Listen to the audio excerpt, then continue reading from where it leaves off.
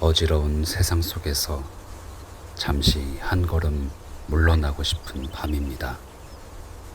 나침의 소세키가 남긴 불후의 명작 풀백의 제1장을 나지막하게 전해드립니다. 지성에 치우치면 뭐가 나고 감정에 휩쓸리면 떠내려가며 고집을 피우면 거북해진다. 요컨대 인간 세상은 살기 힘들다. 작가는 산길을 오르며 인간 세상의 고달픔을 예술과 비인정의 시선으로 어루만집니다. 빗소리와 종다리 소리가 들려오는 듯한 그의 문장들을 따라가다 보면 어느덧 무거운 마음도 봄비처럼 잦아들 것입니다. 오늘 밤 소세키의 맑은 시선에 기대어 깊고 평온한 잠에 드시길 바랍니다.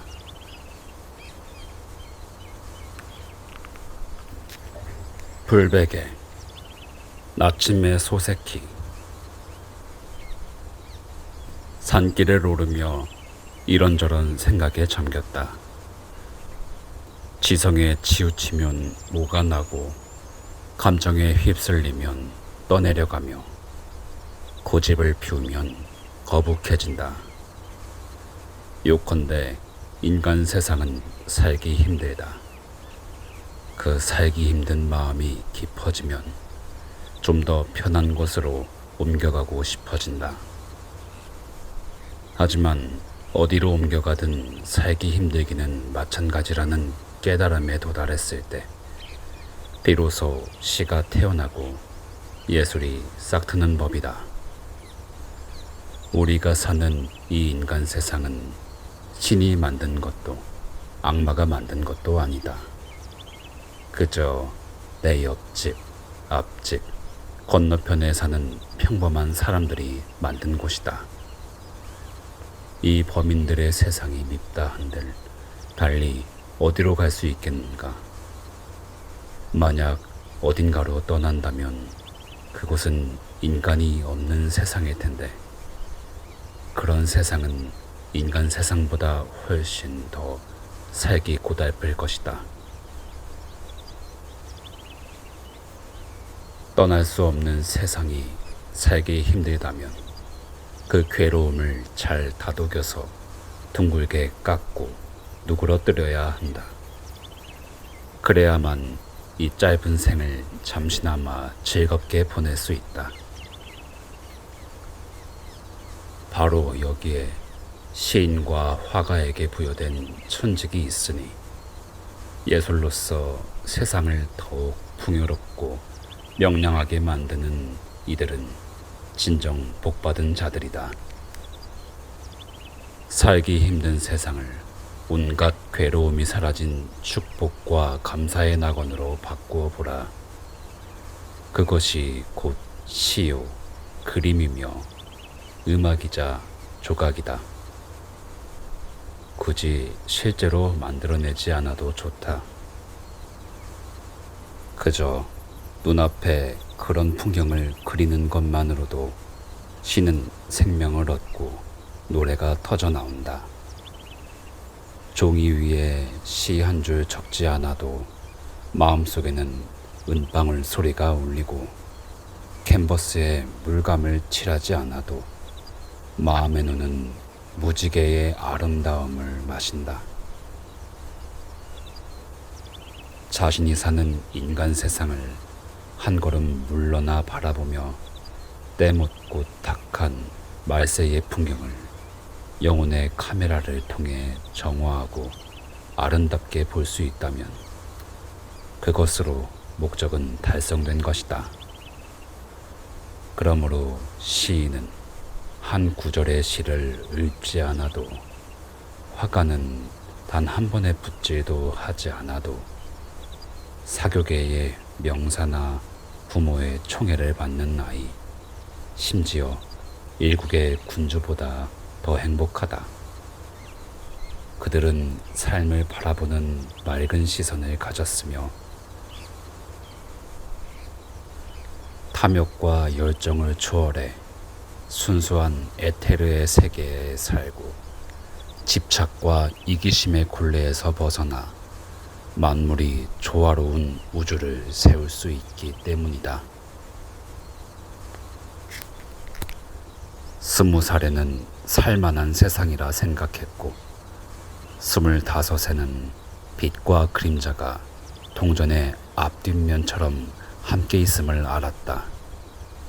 그리고 30이 된 오늘 나의 생각은 이러하다. 기쁨이 크면 슬픔도 깊고 고통이 많을수록 즐거움도 크다. 슬픔을 기쁨에서 떼어내려 한다면 세상은 끝이 날 것이다. 돈은 소중하지만 쌓일수록 걱정이 잠속까지 파고든다. 사랑은 달콤하지만 그 달콤함이 무게로 변하는 순간 사랑 없던 시절을 그리워하게 된다. 대신들의 어깨 위에는 수백만 민초의 발이 놓여 있고 나라 전체의 무게가 그들의 등을 짓누른다. 맛있는 것을 맛보지도 못하고 헤어지면 아쉽지만 조금 맛보면 더 간절해지고 너무 많이 먹으면 도리어 병이 난다.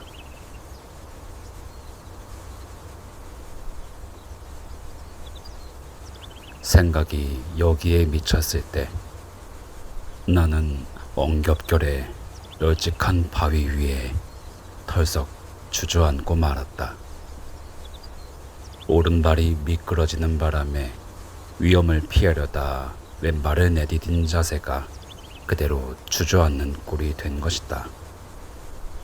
다행히 다친 곳은 없었고 팔꿈치 아래에 끼고 있던 화구 상자가 앞으로 툭 튕겨나갔을 뿐이다. 강제로 쉬게 된 자리에서 일어나 오른쪽 멀리를 바라보니 바닥을 뒤집어 놓은 양동이 모양의 산봉우리가 보였다. 산기슭에서부터 꼭대기까지 짙푸른 녹음이 덮여 있고 안개 낀 스크린 너머로 벚꽃들이 꿈결처럼 점점이 박혀 있었다. 그보다 가까운 곳에는 거인의 도끼로 내리친 듯 옆구리가 깎인 민둥산이 다른 산들 위로 어깨를 쑥 내밀고 있었고 그 가파른 절벽 아래는 깊고 어두운 심연으로 이어졌다. 붉은 담요를 두른 한 남자가 높은 곳에서 내려오고 있었는데 내 행로도 아마 저 위를 지나야 할 듯했다. 길은 몹시 험난했다. 찰흙뿐이었다면 그리 힘들지 않았겠지만 깎이기를 거부하는 커다란 바위들이 길을 막고 있었다. 흙은 부서지지만 바위는 굴복하지 않는다. 비키지 않겠다면 돌아가거나 넘어가는 수밖에 없다. 바위가 없어도 오르기 힘든 길인데 설상가상으로 길이 가운데서 급하게 꺾여 올라가 마치 길이라기보단 강바닥을 걷는 기분이었다. 하지만 급할 것 없는 처지라 천천히 시간을 들여 7구비 언덕까지 올라왔다. 터벅터벅 올라가는데 갑자기 발밑에서 종다리 울음소리가 들려왔다. 노래는 쉴 새 없이 바쁘게 이어졌으나 눈에는 아무것도 보이지 않았다. 그 새는 쉬는 법도 없이 봄날의 매 순간을 밤이 올 때까지 다 노래해버리겠다는 듯 울어댔다. 골짜기 양옆과 공중, 하늘 끝까지 올려다 보았지만 허사였다. 보이지 않는 가수는 점점 더 높이 솟구치는 듯 했다. 종다리는 구름 속에서 죽고 그 노래만 허공을 떠도는 게 아닐까 하는 생각마저 들었다. 길은 각진 바위를 끼고 급격히 꺾였다. 눈먼 자라면 그대로 낭떠러지 아래로 곤두박질 쳤을 법한 곳이었지만 나는 무사히 모퉁이를 돌았다. 저 아래 골짜기에는 노란 유채꽃이 만발해 있었다. 바야흐로 봄이다. 온 세상이 나른함에 취하고 황홀함에 명량해지는 봄. 고양이는 쥐 잡는 법을 잊고 사람들은 빚이 있다는 사실조차 망각한다. 심지어 자신의 영혼이 어디 있는지조차 잊어버린다. 그러다 골짜기 아래 펼쳐진 황금빛 꽃의 바다를 볼 때 비로소 정신을 차린다. 그리고 종다리 소리를 들을 때 자신의 영혼을 되찾는다. 종다리는 목청으로 노래하는 것이 아니라 온 영혼으로 노래한다. 노래 속에 영혼의 활동이 담긴 생물 중에 종다리만큼 생기 넘치는 존재가 또 있을까? 그것은 기쁨 그 자체였고, 그런 생각을 하는 순간 나 또한 기쁨에 젖었다. 이것이 바로 시다. 그렇다. 시다. 나는 곧 셸리의 종다리 얘기라는 시를 떠올려 보았지만 기억나는 구절은 이것뿐이었다. 우리는 앞뒤를 살피며 없는 것을 갈망하네. 우리의 진솔한 웃음에는 고통이 스며 있고 우리의 가장 달콤한 노래는 가장 슬픈 사연을 담은 것이라네. 나는 다시금 상념에 잠겼다. 시인이 아무리 행복하다 한들 종다리처럼 모든 것을 잊고 온 마음을 다해 기쁨만을 노래할 수는 없는 모양이다. 서구의 시인들은 말할 것도 없고 중국의 시인들도 헤아릴 수 없는 슬픔을 노래하지 않았던가. 어쩌면 범인들의 슬픔은 한 대, 두 대로 잴 수 있을지 몰라도 범인이 닿을 수 없는 환희의 높이에 오른 시인에게는 그만큼 깊이를 알 수 없는 슬픔이 있는지도 모른다. 시인이 되기로 결심하기 전에 두 번쯤 다시 생각해보는 편이 좋을지도 모르겠다. 왼쪽에는 황금빛 유채꽃, 오른쪽에는 숲이 우거진 언덕, 그리고 발 아래 평탄하게 뻗은 길에 마음을 빼앗긴 채 걷다 보니 나도 모르게 민들레를 짓밟고 있었다. 미안한 마음에 뒤돌아보니 톱니 모양의 잎사귀 사이에 파묻힌 그 소박한 아름다움은 아무 일 없다는 듯 다소곳이 앉아 있었다. 신의 피조물 중 어떤 것들의 삶은 참으로 평온하기도 하다. 나는 다시 상념을 이어가며 발걸음을 옮겼다.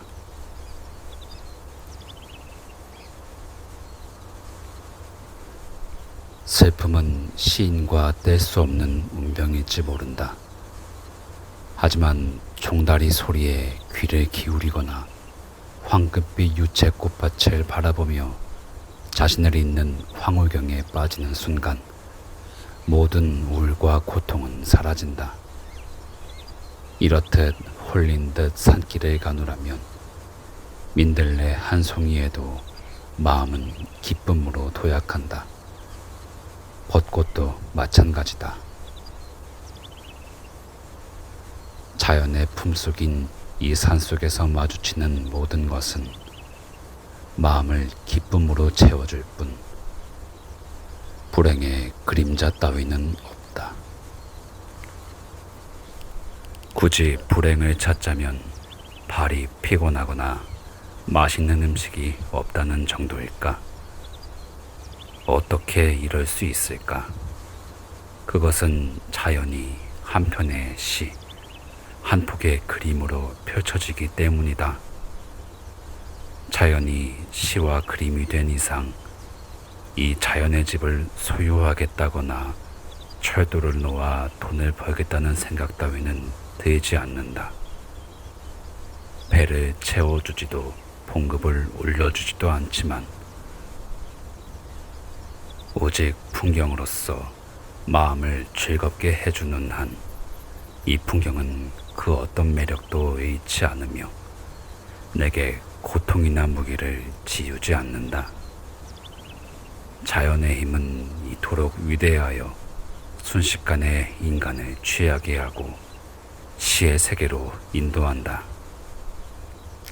사랑도 아름답고 효심도 갸륵하며 충성심과 애국심 또한 고귀하고 교훈적일 수 있다.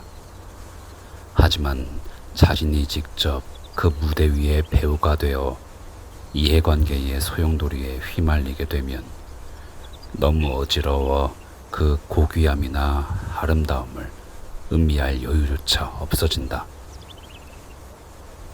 시적인 정취는 완전히 사라지고 마는 것이다. 시를 발견하기 위해서는 자신을 관찰자로 두어야 한다. 이해관계를 저 멀리 치워두었을 때 연극을 즐기고 소설의 흥미를 느낄 수 있다. 책을 읽거나 연극을 관람하는 동안 당신은 곧 시인이다. 그럼에도 보통의 연극이나 소설은 고통, 분노, 다툼, 눈물 같은 인간적인 요소들로 가득 차 있어 우리를 비슷한 기분으로 끌고 들어간다. 유일하게 다행인 점은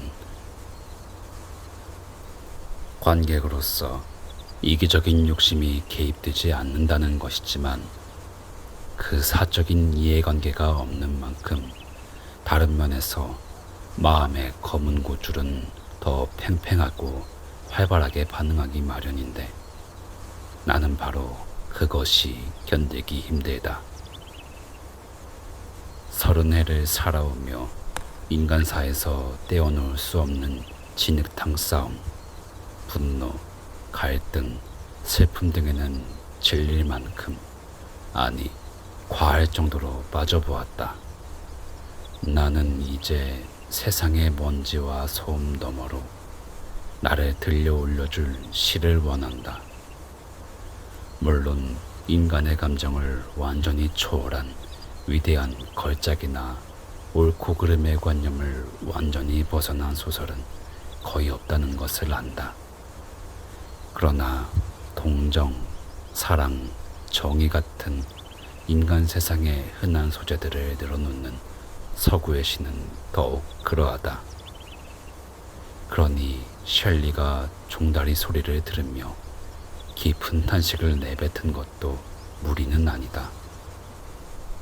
다행히 동양의 시인들 중에는 이 지상의 공기를 초월해 높이 날아오른 이들이 있다. 옛 중국의 도연명은 이렇게 읊었다. 동쪽 울타리 아래서 국화를 꺾으며 한가로이 남산을 바라보노라. 울타리 너머에 연인이 있는 것도 아니고 산 위에 그리운 친구가 있는 것도 아니다. 하지만 이 두 구절은 우리를 도연명과 함께 세상의 걱정과 근심이 닿지 않는 경지로 데려간다. 같은 나라의 왕은 또 어떠한가? 홀로 그윽한 대숲에 앉아 검은 곳하며 길게 휘파람 부네. 깊은 숲이라 아는 사람 없는데 밝은 달만 찾아와 비추어 주네. 이 짧은 시구들 속에서 떠오르는 세계는 보통 소설의 재미와는 다르다. 그것은 증기선, 철도, 권리와 의무, 도덕과 격식에 철저히 지친 뒤에 맛보는 모든 것을 잊게 해주는 깊은 잠과 같은 평온함이다. 20세기에도 잠이 필요하듯 이 초탈한 시적 정취 또한 20세기에 없어서는 안 될 필수적인 것이다. 불행히도 요즘 시를 쓰고 읽는 이들은 모두 서구의 방식에 매료되어 배를 타고 신선의 나라로 건너가려는 이는 아무도 없는 듯하다. 나는 직업 시인도 아니고 왕유나 도연명의 삶을 이 시대에 전파하려는 생각도 없다. 다만 내게는 중국 시인들이 노래한 그런 영감 어린 감정들이 연극이나 댄스 파티보다 오늘날의 병폐를 치료하는데 훨씬 강력한 힘이 있다고 느껴질 뿐이다. 적어도 나에게는 파우스트나 햄릿보다 훨씬 더 즐겁다. 내가 화구상자와 삼각대만을 친구 삼아 산에 들어온 이유도 도연명과 왕유의 시라는 술을 자연으로부터 직접 마시고 싶어서다.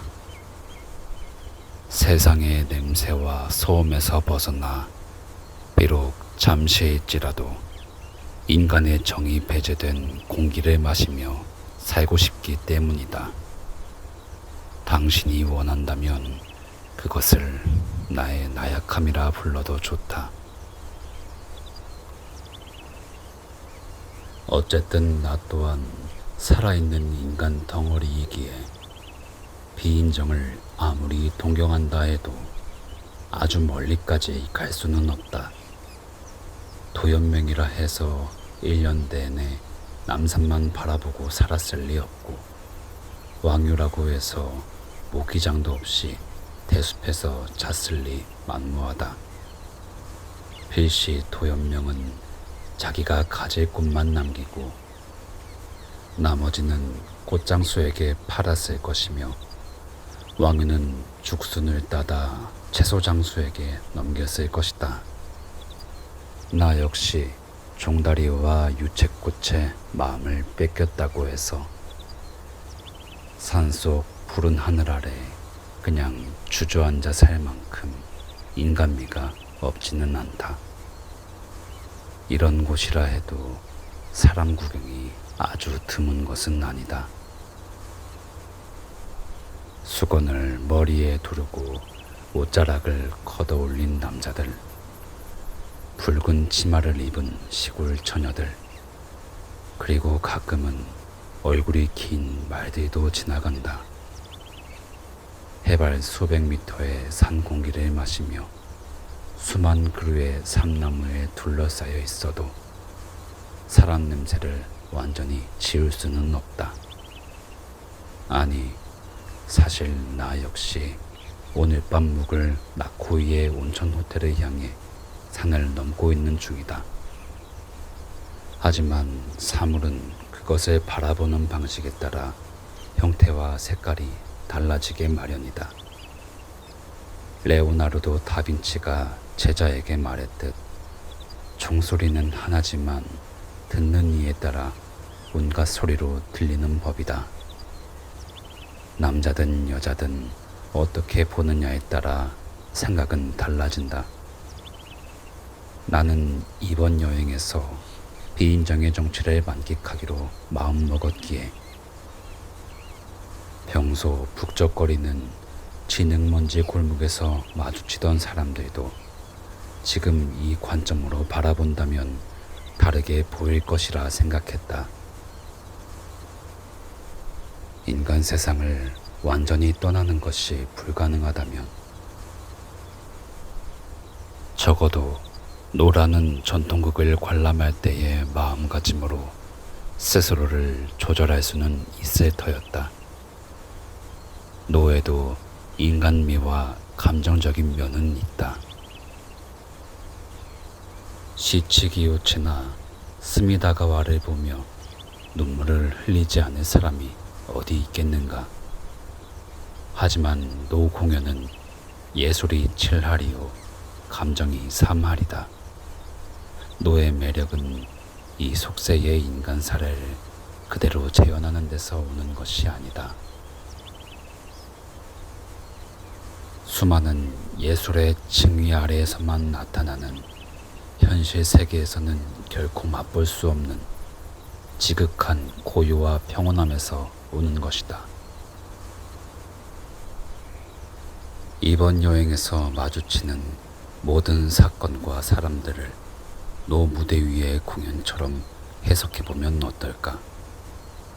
인간성을 완전히 떨쳐버릴 수는 없겠지만 나의 이 모험이 시적이기 위해서는 가능한 한 인간미를 걷어내고 비인정의 세계가 나를 노의 분위기로 인도하도록 하고 싶다. 비록 사람의 본성이 남산이나 대숲과는 다르고 종달이나 유채꽃과 같을 수도 없겠지만 나는 사람들을 최대한 그런 사물에 가까운 관점에서 바라보고 싶다. 바쇼라는 시인은 머리맡에서 소변해보는 말에게서조차 시적 정취를 발견해 하이쿠를 짓지 않았던가. 나도 이제부터 마주칠 모든 이들을 그저 그림을 완성하는 소품으로만 대하리라. 캔버스 속 인물들과 달리 그들이 제멋대로 움직인다 해도 상관없다. 보통의 소설가처럼 그들이 왜 그렇게 행동하는지 따지거나 그들의 심리 상태를 파헤치거나 얽히고 설킨 인간사를 해결하려 드는 것은 몹시 속된 짓이다. 그들이 어떻게 움직이든 나는 개의치 않으리라. 나는 그들을 그저 움직이는 그림 속의 등장인물로 여길 것이기에 그들은 나를 괴롭히지 못한다. 그림 속 인물은 아무리 움직여도 그림이라는 평면을 벗어날 수 없는 법이다. 만약 인물이 평면 밖으로 튀어나와 입체적으로 행동한다고 생각하는 순간 견해의 차이와 이해관계의 충돌이라는 번거로움이 시작된다. 문제가 복잡해질수록 그것을 미학적으로 바라보는 것은 불가능해진다. 어디를 가든 누구를 만나든 나는 초월적인 높이에서 그들을 내려다볼 것이다. 그러면 우리 사이에 인간적인 자력이 쉽게 흐르지 않을 것이고 그들이 아무리 소란스럽게 행동해도 나는 쉽게 흔들리지 않을 것이다. 요컨대 나는 그림 앞에 서서 평면 위를 이리저리 뛰어다니는 인물들을 바라보는 위치를 고수하겠다. 세 발짝만 떨어져 있다면 아무런 위협을 느끼지 않은 채 차분히 지켜볼 수 있다. 다시 말해 누군가 내 무기를 뺏으려 올 위험도 없으니 오로지 예술적인 관점에서 그들의 행동을 살피는데 전념할 수 있다는 뜻이다. 일체의 잡념 없이 내 앞의 대상을 아름다운지 아닌지로만 판단할 수 있게 된다. 이런 결심을 굳혔을 때쯤 하늘빛이 심상치 않게 변하기 시작했다. 불길한 조짐을 띤 구름더미가 머리 위로 솟구치더니 이내 사방으로 흩어지며 온 하늘을 시커먼 바다처럼 뒤덮었다. 그 바다로부터 보드라운 봄비가 내리기 시작했다. 황금빛 유채꽃밭은 이미 지나온 지 오래였고 나는 두 산 사이를 고되게 오르고 있었는데 빗줄기가 안개처럼 가늘어 거리감을 가늠하기 힘들었다. 이따금 돌풍이 구름의 장막을 흐트릴 때면 오른쪽으로 회색 산등성이가 손에 잡힐 듯 선명하게 드러났다. 아마 골짜기 건너편에 길게 뻗은 산맥인 듯 했다. 왼쪽은 또 다른 산기슭인 모양이었다. 반투명한 비의 스크린 너머로 소나무 같은 나무들이 나타났다 사라지기를 반복했다. 움직이는 것은 비일까 나무일까? 아니면 내가 둥둥 떠다니는 꿈을 꾸고 있는 것일까? 나는 묘한 기분을 느끼며 터벅터벅 걸어갔다.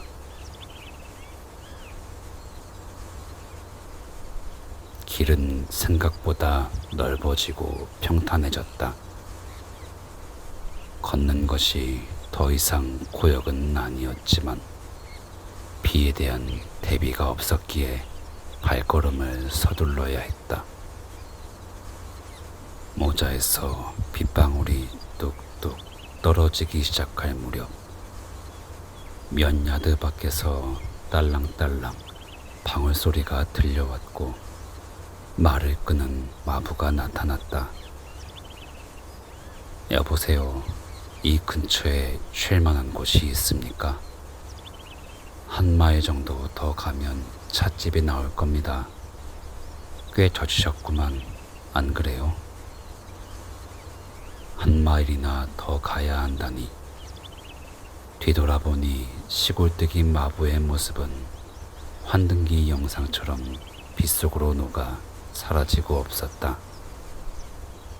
안개 같던 비는 이제 굵고 길어져 바람에 날리는 연필선처럼 빗방울 하나하나가 또렷이 보였다. 비는 진작에 겉옷을 적시고 살결까지 스며들었다. 내 몸의 열기가 속옷의 빗물을 미지근하게 데웠는데 그 느낌이 결코 유쾌하지는 않았다. 나는 모자를 한쪽으로 눌러쓰고 걸음을 재촉했다. 회색 공간을 가로질러 달리는 흠뻑 젖은 나의 모습, 그리고 그 위로 비스듬히 쏟아지는 수많은 은빛 화살들. 나 자신의 일이라고 생각하지 않고 바라본다면 이것은 한편의 시가 되고 서사시가 되리라. 물질적인 자아를 완전히 잊고 오로지 객관적인 시선으로 나를 바라볼 때 나는 비로소 풍경의 일부가 되어 한 폭의 그림처럼 아름다운 조화를 이룬다. 하지만 쏟아지는 비에 짜증을 느끼고 한 걸음 한 걸음 내딛는 발의 피로를 뼈저리게 느끼는 순간 나는 시나 그림 속의 인물이기를 멈추게 된다. 그때의 나는 흘러가는 구름의 변화에 눈먼 장님이요, 떨어지는 꽃잎과 새들의 노래에 무심한 그저 거리를 떠도는 보잘것없는 개인일 뿐이다. 봄날의 산속을 홀로 조용히 걸어가는 나 자신의 아름다움조차 깨닫지 못하는 이방인이 되는 것이다. 처음에 나는 모자를 한쪽으로 기울여 쓴 채 걷다가 나중에는 시선을 발 뒤꿈치에만 고정하고 걸었다. 결국 어깨를 움츠린 채 조심조심 발을 뗐다. 빗소리가 사방의 나뭇잎을 뒤흔들며 고독한 여행자를 압박해왔다.